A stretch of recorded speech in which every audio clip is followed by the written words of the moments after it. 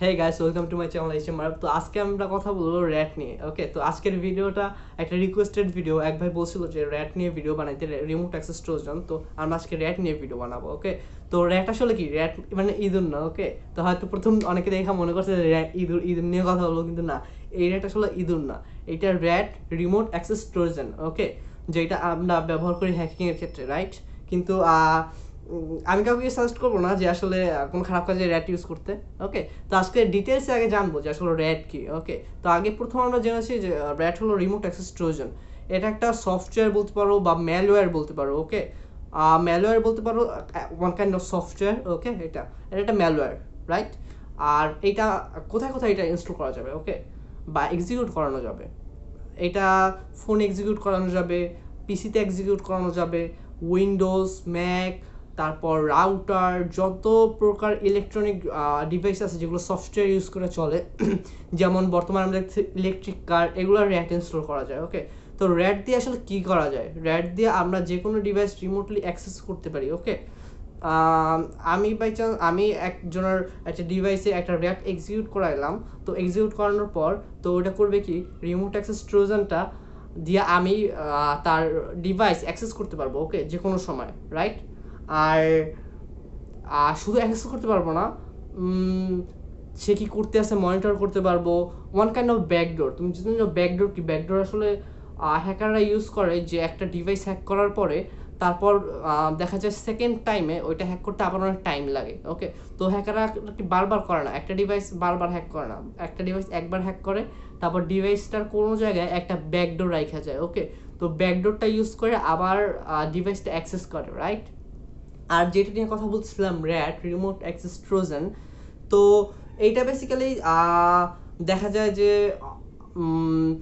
হ্যাকাররা দুইটা জিনিস ইউজ করে এইটা ইউজ করার জন্য। ওকে, তো প্রথম হলো গিয়া বাইন্ডার আর দ্বিতীয় হলো গিয়া ক্রিপ্টার।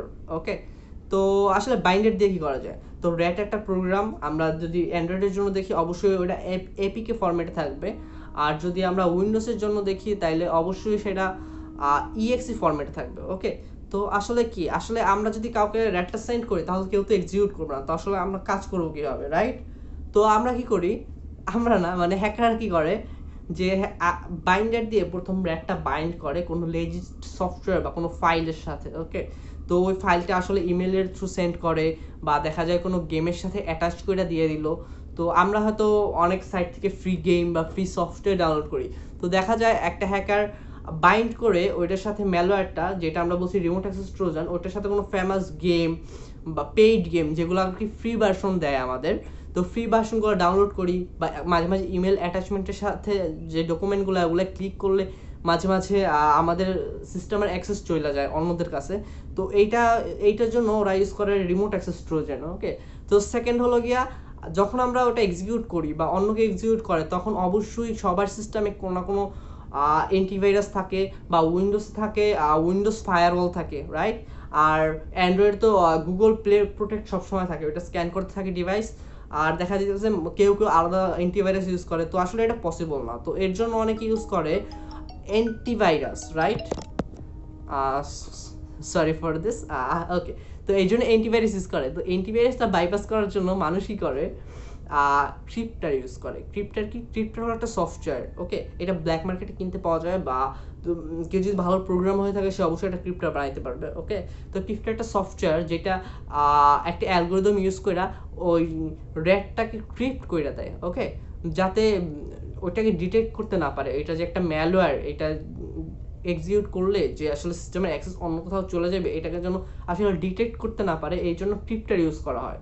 তো ক্রিপ্টার অনেক টাইপের আছে, ফ্রি ক্রিপ্টার আছে, পেইড ক্রিপ্টার আছে। দেখা যায় র্যাটগুলো অনেক ব্ল্যাক মার্কেটে সেল হয়, বা যারা এক্সপার্ট তারা ক্রিপ্টারগুলো বানাই নিতে পারে নিজের থেকে। ওকে, নিজেরাই বানাই নিতে পারে।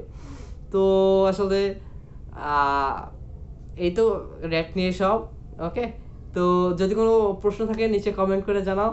আর আমি কেউ কাজ সাজেস্ট করতেছি না যে র্যাট ইউজ করতে বা র্যাট ইউজ করে কোনো ডিভাইস হ্যাক করতে। তো যদি অন্য কিছু জানা থাকে কমেন্ট করো। আমার সব ভিডিও ইথিক্যাল হ্যাকিং বিষয় হয়, তো যদি ইন্টারেস্টেড থাকো তাহলে সাবস্ক্রাইব করো।